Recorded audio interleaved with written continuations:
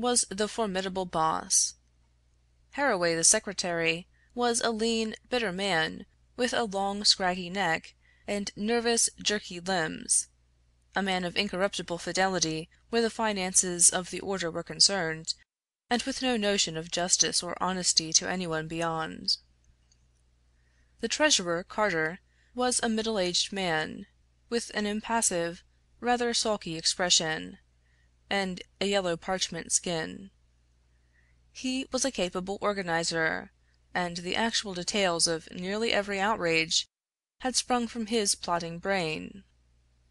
The two Willoughbys were men of action, tall, lithe young fellows with determined faces, while their companion, Tiger Cormac, a heavy, dark youth, was feared even by his own comrades for the ferocity of his disposition. These were the men who assembled that night under the roof of McMurdo for the killing of the Pinkerton detective. Their host had placed whisky upon the table, and they had hastened to prime themselves for the work before them. Baldwin and Cormac were already half drunk, and the liquor had brought out all their ferocity. Cormac placed his hands on the stove for an instant. It had been lighted, for the nights were still cold. "That will do," said he, with an oath. "Ay," said Baldwin, catching his meaning. "If he is strapped to that, we will have the truth out of him." "We will have the truth out of him, never fear," said McMurdo. He had nerves of steel, this man, for though the whole weight of the affair was on him, his manner was as cool and unconcerned as ever. The others marked it, and applauded. "You are the one to handle him," said the boss approvingly. "Not a warning will he get till your hand is on his throat. It's a pity there are no shutters to your windows." McMurdo went from one to the other and drew the curtains tighter. "Sure no one can spy us now. It's close upon the hour." "Maybe he won't come. Maybe he'll get a sniff of danger," said the secretary. "He'll come, never fear," McMurdo answered. "He is as eager to come as you can be to see him. Hark to that!" They all sat, like wax figures, some with their glasses arrested halfway to their lips. 3 loud knocks had sounded at the door. "Hush!" McMurdo raised his hand in caution. An exulting glance went round the circle, and hands were laid upon their weapons. "Not a sound, for your lives!"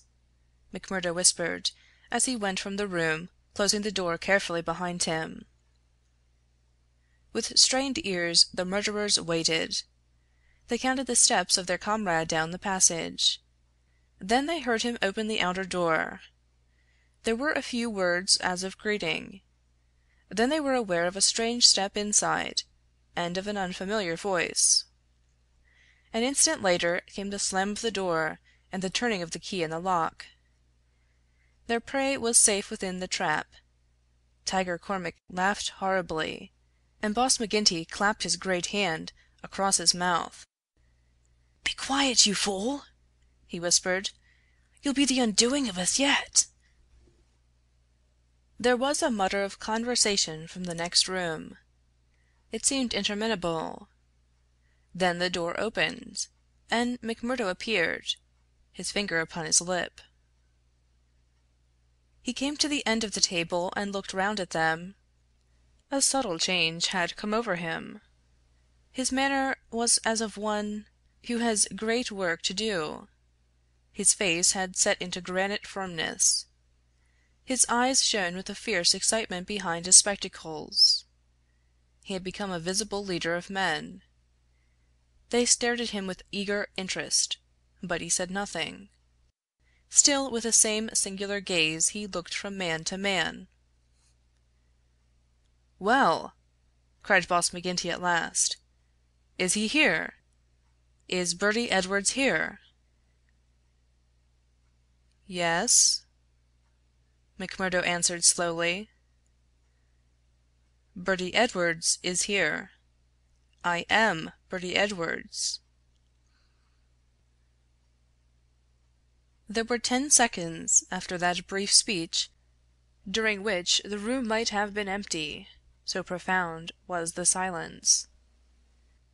The hissing of a kettle upon the stove rose sharp and strident to the ear. 7 white faces, all turned upward to this man who dominated them, were set motionless with utter terror. Then, with a sudden shivering of glass, a bristle of glistening rifle barrels broke through each window, while the curtains were torn from their hangings. At the sight, Boss McGinty gave the roar of a wounded bear, and plunged for the half-open door. A leveled revolver met him there with the stern blue eyes of Captain Marvin of the Mine Police gleaming behind the sights. The boss recoiled and fell back into his chair.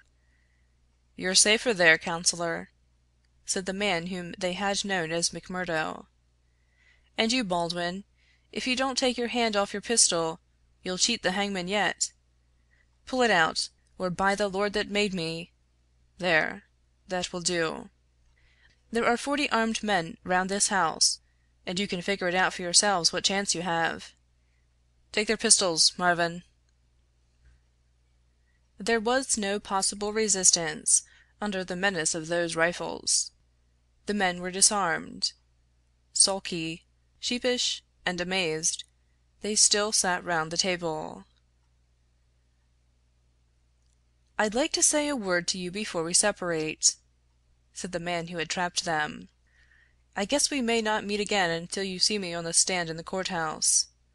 I'll give you something to think over between now and then. You know me now for what I am. At last I can put my cards on the table. I am Birdy Edwards of Pinkerton's. I was chosen to break up your gang. I had a hard and dangerous game to play. Not a soul, not one soul, not my nearest and dearest, knew that I was playing it. Only Captain Marvin here, and my employers, knew that. But it's over tonight, thank God, and I am the winner." The 7 pale, rigid faces looked up at him. There was unappeasable hatred in their eyes. He read the relentless threat. "Maybe you think that the game is not over yet. Well, I take my chance of that. Anyhow, some of you will take no further hand, and there are 60 more besides yourselves that will see a jail this night.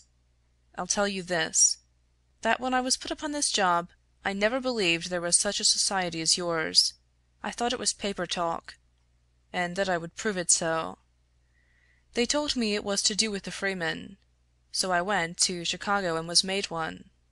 Then I was surer than ever that it was just paper talk, for I found no harm in the society, but a deal of good. Still, I had to carry out my job, and I came to the coal valleys. When I reached this place, I learned that I was wrong, and that it wasn't a dime novel after all, so I stayed to look after it. I never killed a man in Chicago. I never minted a dollar in my life. Those I gave you were as good as any others, but I never spent money better. But I knew the way into your good wishes, and so I pretended to you that the law was after me. It all worked just as I thought. So I joined your infernal lodge, and I took my share in your councils. Maybe they will say that I was as bad as you. They can say what they like, so long as I get you. But what is the truth? The night I joined, you beat up old man Stanger. I could not warn him, for there was no time. But I held your hand, Baldwin, when you would have killed him. If ever I have suggested things so as to keep my place among you, they were things which I knew I could prevent. I could not save Dunn and Menzies, for I did not know enough. But I will see that their murderers are hanged. I gave Chester Wilcox warning, so that when I blew his house in, he and his folk were in hiding. There was many a crime that I could not stop. But if you look back, and think how often your man came home the other road, or was down in town when you went for him,